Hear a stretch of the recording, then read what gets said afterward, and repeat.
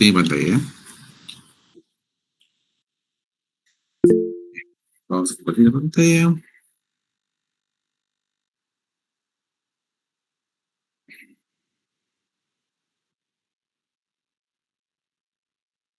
Ya, vamos a comenzar. Cerrar. Ya, hoy estamos comenzando la semana número 9, ¿no? Eh, bueno, como ustedes ya habrán visto en el comunicado que se envió,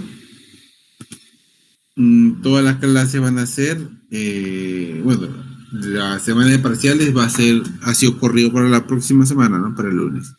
Y hoy básicamente se hace sesión de clase. Vamos a comenzar ya. Esta semana, básicamente lo que corresponde hablar es magnetismo. ¿Ok? Magnetismo, campo magnético, campo magnético de la Tierra, flujo de campo magnético y nada más. Ya, o sea, la parte de hoy es full teórica. ¿Ok? Muy bien, vamos a comenzar con la parte del magnetismo, ¿no? Comenzamos primero con la piedra imán, ¿no? O magnetita, como es conocida. Es un óxido de hierro que mantiene la propiedad de atraer los objetos de hierro. Prácticamente se puede encontrar en muchos lugares, ¿no? Ustedes ya deben haber hecho el experimento, ¿no? Agarras un imán y usando esto puedes, por ejemplo, encontrar bueno, básicamente otros elementos, otros metales, ¿no? Dentro de ellos, quizá puedas encontrar un pedazo de o restos de magnetita, por ejemplo. ¿Ok? Cuando se pasa una piedra por un pedazo de hierro, adquiere a su vez la capacidad de atraer otros pedazos de hierro. Por ejemplo, no sé si ustedes ya habrán visto, habrán cogido un clavo que tiene punta magnética. No sé si ya habrán trabajado con esos clavos alguna vez.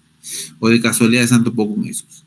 ¿No? Es básicamente eso, de esas puntas, esos clavos o ese tipo de puntas, lo que se ha hecho ahí es se ha magnetizado las puntas de los clavos. ¿Ok?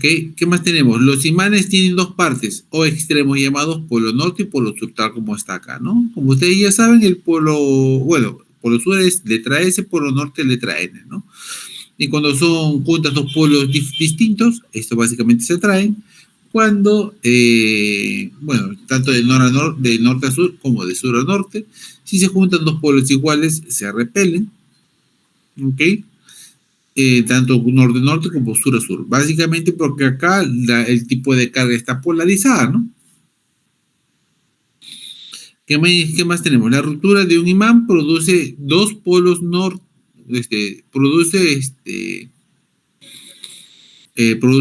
dos imanes con polos norte y sur, ¿no? Pero con una intensidad menor. Significa que, por ejemplo, si rompes el imán en dos mitades, vas a producir norte y sur. Pero eso no significa de que van a tener la misma intensidad, por ejemplo. Si bien estas tienen un campo magnético, que ahora vamos a ver, estas tienen un campo magnético, esta rota que está acá, este imán roto, tiene un campo magnético con menor intensidad. Lo mismo sucede acá si lo vuelvo a romper, ¿no?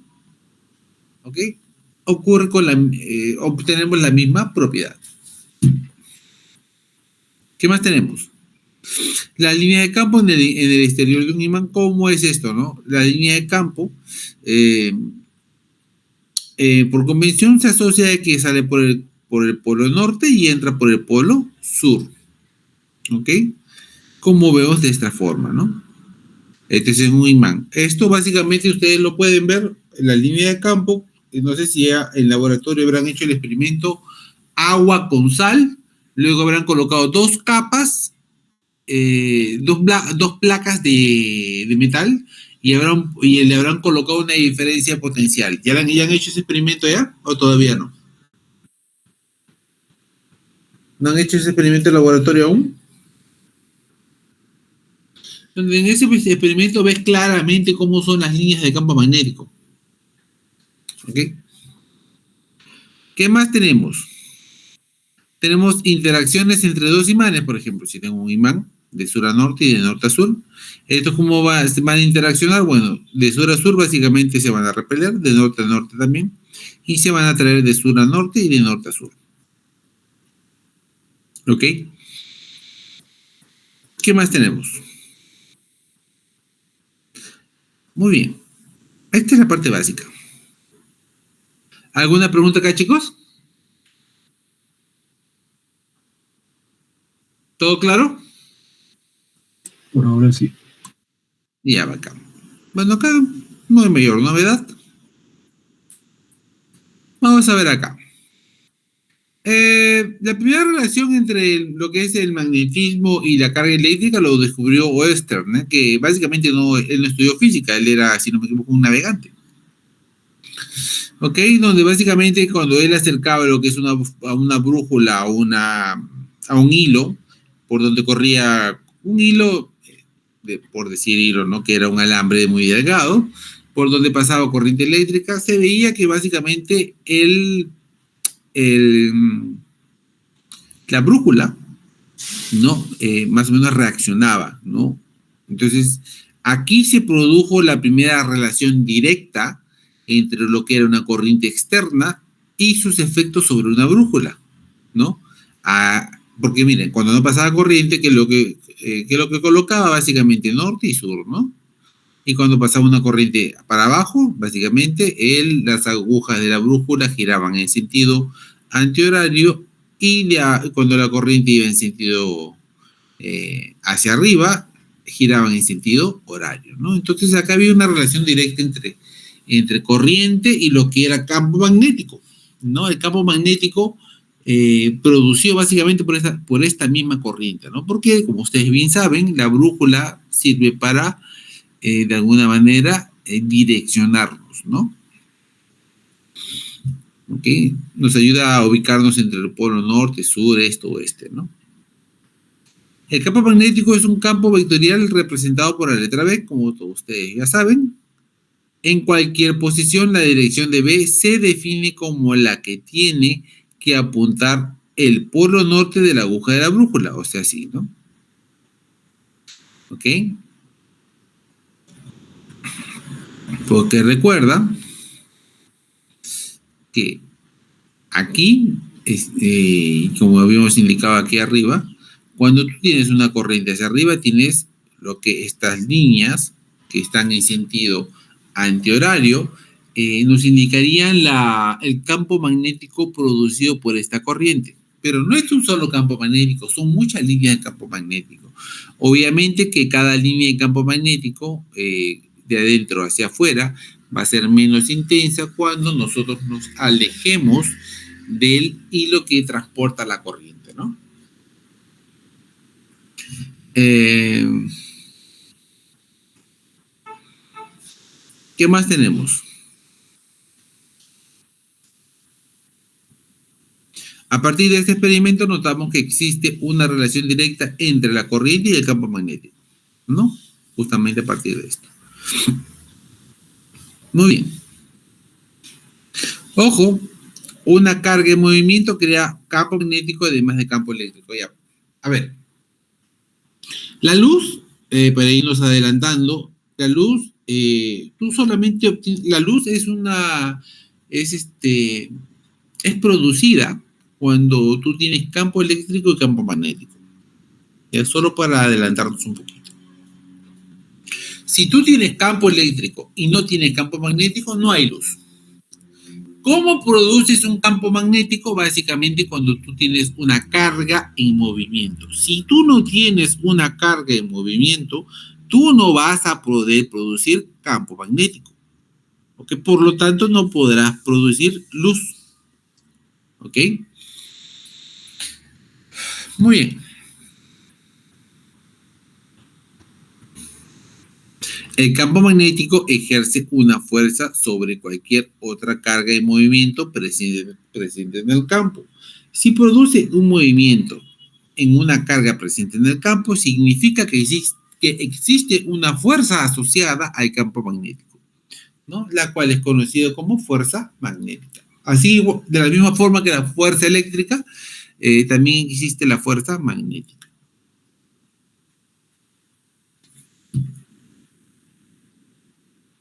¿Qué más tenemos?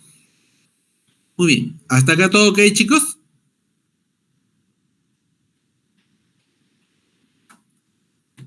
¿Ninguna pregunta teórica? Ahorita vamos a hablar sobre la Tierra, ¿ya? Que es importante que hablemos sobre la Tierra.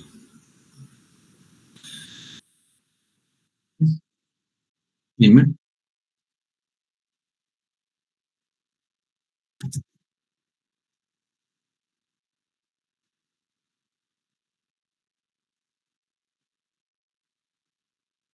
Mm,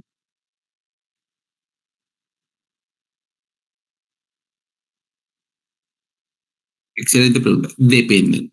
Y si no me equivoco, lo vamos a ver acá. Ya, ahora lo vemos. Ahora lo vemos. Creo que es en el cuarto PPT. Ya, pero sí dependen básicamente de la forma. ¿Ok? ¿Qué más tenemos? El campo magnético de la Tierra es similar al de un imán. ¿No? Por ejemplo, si tú tuvieras, por ejemplo, el polo magnético, ¿no? No coincide en el sur, no coincide con el norte geográfico de la Tierra. Ya, básicamente tiene una pequeña desviación. Ya, pero el polo no, el polo sur magnético de la Tierra coincide con el norte magnético de la brújula. ¿Entiendes? Por eso que te dice, cuando tú, bueno, cuando la brújula te apunta al norte, te apunta al norte geográfico, ¿ya? Cuando te apunta al sur, te apunta al sur geográfico, aproximadamente al sur geográfico, ¿no? Que sería el polo magnético norte de la Tierra. ¿Ok? Ahorita vamos a explicar cómo se producen los campos magnéticos en la Tierra. ¿Ya? Y básicamente las líneas de campo salen del sur y entran, bueno, disculpa, salen del norte y entran al sur, ¿no? Salen del norte y entran al sur, ¿ya? Nota que el polo norte geográfico corresponde al sur magnético de la Tierra, el cual atrae el norte de las brújulas, que son un pequeño imán, ¿no? ¿Ok? Este experimento también lo van a hacer, primero el de Oester, que ya, o si no lo han hecho, ¿no? Cuando pasan un cable, no recuerdo cómo se llama el instrumento, pero pasan pequeñas corrientes sobre un cablecito y ustedes ven cómo la brújula se va, eh, se va moviendo, ¿no? Claro, ustedes van produciendo corriente, haciendo acciones mecánicas al mover un imán, creo. Algo así creo que era el experimento, no recuerdo. Me parece que, si no me equivoco, parece un péndulo de torsión lo que comienzas a girar, ¿no? ¿Qué más tenemos? Tenemos que la unidad de campo magnético son los teslas, T mayúscula, y su múltiplo son los gauss, ¿ya? Un gauss vale 10 a la menos 4 teslas. El módulo del campo magnético terrestre es aproximadamente 0.5 gauss, o sea, bien chiquito. Si no me equivoco, el del Sol son alrededor de 1000 gauss, pero el campo magnético del Sol creo que es 1000 gauss. ¿No? Hay algunos objetos estelares que tienen alrededor de 10 a la 13 Gauss de campo magnético, ¿no? Los cuales te indican que son campos magnéticos muy extremos. Y evidentemente, siendo campos magnéticos muy extremos, tendrían alguna influencia, por ejemplo, o influenciarían en la estructura de estas estrellas, de estos objetos. ¿Ok? Las puertas de un refrigerador se mantienen cerradas por lo menos con 50 Gauss, por ejemplo, ¿no? Entonces, tu refrigerador abres y cierras, ahí hay bastantes imanes y más o menos tiene 50 Gauss, ¿no? Y los imanes comunes tienen entre alrededor de 1000 Gauss, ¿no? 10 a la 3 Gauss o 10 a la 4 Gauss, que son los imanes comunes. Los imanes de neomidio, si no me equivoco, tienen un campo magnético mucho más alto, ¿no? ¿Ok? Se cree que el campo magnético de la Tierra está causado por el movimiento de convección del hierro y el níquel fundido en el interior, ¿no? La convección, recuerda que es un transporte de calor por medio de movimiento. Entonces, ¿qué es lo que sucede? Cuando un fluido conductor se desplaza por un campo magnético, se producen corrientes inducidas, creando otro campo magnético. ¿Qué quiere decir acá? Por ejemplo, tú tienes el níquel y el hierro, ¿no? Y ellos dos se van moviendo por convección. Se mueven por convección. Pero ya en la Tierra existe un campo magnético bien chiquito, ¿no? Y como estos dos están en movimiento, básicamente lo que hace el campo magnético chiquito es inducirle una pequeña corriente inducida, y esta corriente inducida produce otro campo magnético, ¿no? Básicamente a este proceso se le llama efecto dínamo. ¿Ya? Ustedes lo pueden buscar como efecto dínamo. Muy bien. ¿Alguna pregunta, chicos? ¿Todo claro?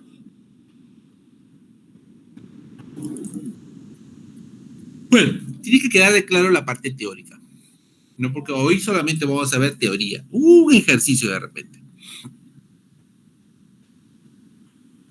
Ya, por lo tanto, la clase va a ser rápida. Continuemos.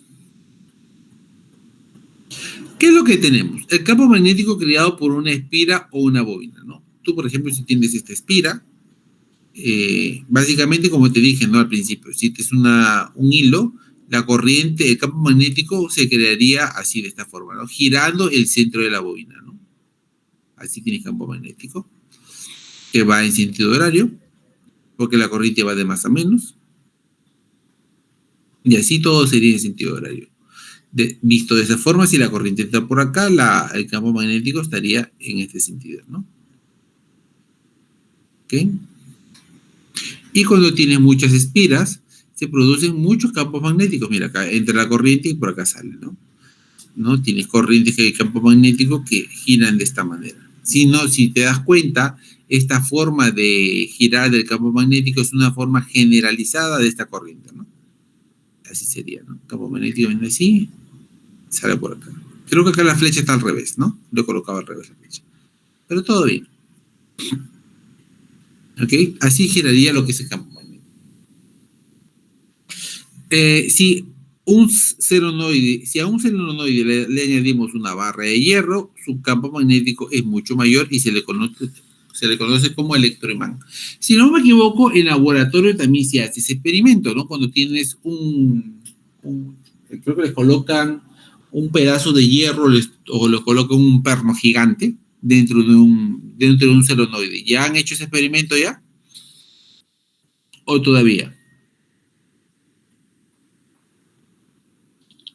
¿Aún no ven ese experimento aún? Si no lo han visto, ya lo van a ver. El electroimán lo usamos para cerrar puertas automáticas, por ejemplo, ¿no? Este es la pila, básicamente este es el pistón, acá llega la corriente y sale por acá, ¿no? Y acá colocas un pedazo de hierro. El pedazo de hierro hace que el campo magnético sea mucho más intenso, ¿no? Como que sería básicamente un electroimán. Creas un imán chiquito, con una pilita, y si le colocas un hierro en el medio, básicamente lo que vas a hacer es intensificar el campo magnético. ¿Ok? Muy bien. ¿Alguna pregunta, chicos?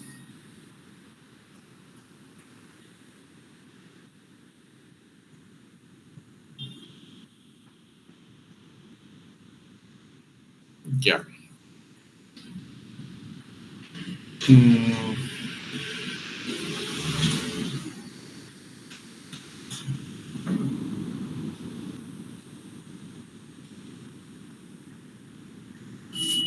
muy bien. Tenemos la parte de flujo magnético también, ¿no? Dice que el flujo magnético es la medida de la cantidad de magnetismo, ¿no? Y se calcula a partir del campo magnético, la superficie sobre la cual actúa y el ángulo de incidencia formado entre las líneas de campo magnético y los diferentes elementos de dicha superficie, ¿no? Las unidades del flujo magnético son los Webers, ¿no? ¿Qué es lo que tenemos? ¿Cómo se calcula el flujo? Campo magnético por la superficie, ¿no? ¿Y qué es lo que tenemos? Tenemos que la multiplicación de esto sería B por la superficie por el coseno de teta. ¿Quién es el ángulo? Básicamente el ángulo que forma el campo magnético en la superficie, ¿no? Si estos dos forman un ángulo de 0 grados, básicamente tendríamos un valor de flujo magnético muy alto, ¿no? De forma general, el flujo magnético sería la integral por esta multiplicación. ¿Ok?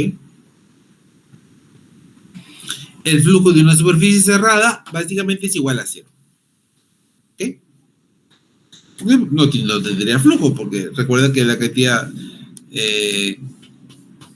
bueno, no tendría flujo básicamente en una superficie cerrada. ¿Ok?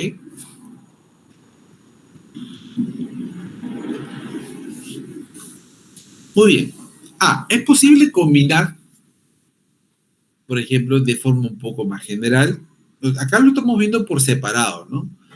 Campo eléctrico, campo magnético, flujo eléctrico, flujo magnético, fuerza eléctrica, vamos a ver, fuerza magnética, por separado, ¿no? Pero cuando ya lo ves juntos, ya es un poco más difícil, porque a partir de eso nace lo que es la fuerza de Lorentz, ¿no? A partir de eso nacen los efectos ópticos, ¿no? Ya cuando comienzas a juntar las definiciones que hemos visto al comienzo y ahora en esta segunda mitad del curso. ¿Ok? Muy bien. ¿Alguna pregunta, chicos? ¿Todo claro?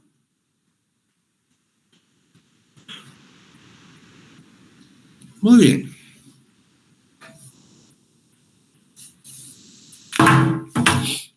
Muy bien, vamos a continuar. Vamos a ver unos ejemplitos, ¿ya? Vamos a ver unos ejemplitos acá. Después se los paso si gustan, sin ningún problema. Ejemplo 1 dice, obtener el flujo de campo magnético A, uniforme, cuando tiene este valor, B es igual a B0 por K, de la superficie rectangular de una espira A por B, situada en el plano XY, ¿no? Tal como se muestra en la figura. Acá tengo el plano, ¿no? X, Y, Z, este es la espira de lados AB y esta distancia es C y esta distancia es D. Me piden el flujo, básicamente coloca la definición de flujo, ¿no? Y acá el campo magnético sale de la espira, porque es en dirección K y K está hacia afuera. Sería B por D por coseno de teta, ¿no? ¿Qué más tengo? Muy bien. Como B, y bueno, básicamente DDS puede ser calculado porque es una espira acá, y sería el coseno de teta, ¿no? Acá como ambos están en la misma dirección, ¿qué es lo que tengo? Simplemente sería campo magnético superficie sería A por B. Sería campo magnético por A por B. ¿Ok? Así de fácil.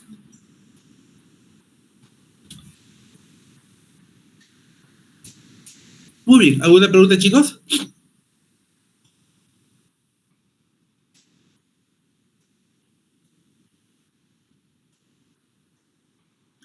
Muy bien.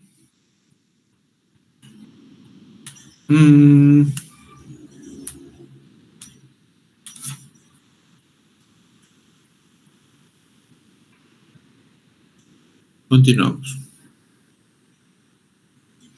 B. Para el campo magnético, B0XK. Bueno, acá normal porque acá hemos visto que el campo magnético es constante, ¿no?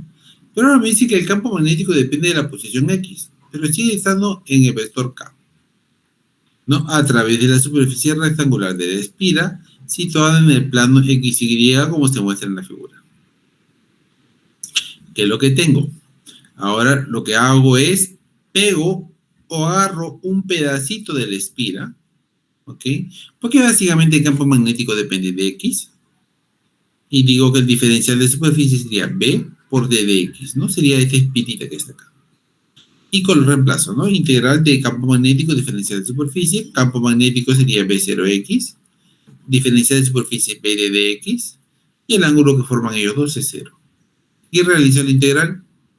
El x va de C hasta C más A, que sería toda la espiral, ¿no? C a C más A. Realizo la integral y tendríamos que el flujo sería B0 A por B por A más C sobre 2. Este sería el valor de flujo magnético. ¿Ok? ¿Todo bien, chicos?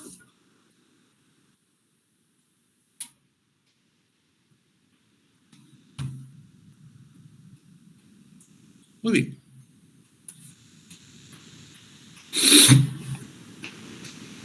Continuemos. C, ahora te dice, para un campo magnético, ¿no? Ahora que depende de Y, dice. Acá, ahora depende de Y a través de la superficie rectangular de la espira, situada en el plano X y Y, tal como se muestra en la figura. Acá tengo la figura, ahora voy a tomar esta espira, esta pequeña superficie. Acá estamos tomando diferente, mira, de forma vertical, aquí de forma horizontal. Porque básicamente cambia con Y, ¿no? Tengo flujo magnético es B por DDS, ¿no? B es B0 por Y, y DDS, ¿quién sería? A por DY. ¿Ok? Entonces, ¿qué es lo que tengo? Por el coseno de 0. Y básicamente reemplazo. B0 por A, integro, ¿no? Y va de D a B más D. Realicé la integral y te saldría el valor del flujo. ¿Ok? ¿Alguna pregunta, jóvenes?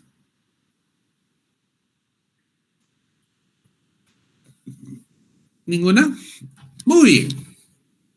Como les expliqué, la clase de hoy es corta y acá nos vamos a quedar. La próxima semana vamos a ver otras aplicaciones de campo magnético que estén más asociadas a la labor técnica. ¿Ok, jóvenes? Entonces ya nos vemos la próxima semana. El examen parcial es el día miércoles. Ya, así que prepárense. Profesor, disculpe, ¿el miércoles? Sí, miércoles. A menos que se anuncie otro paro, va a ser lunes. Así que prepárense. Ok. Listo. Ya, pero vamos a ver qué es lo que sucede ahora el día viernes. Ya, bueno, si hay clase normal, lo hacemos, si no, lo hacemos el lunes, ¿ya? Para no estar perdiendo tiempo. Porque de repente hay paro. ¿Ya? Disculpen. Ok, jóvenes. Jóvenes. Muy bien. Muy bien, ya nos vemos entonces. Ya nos vemos.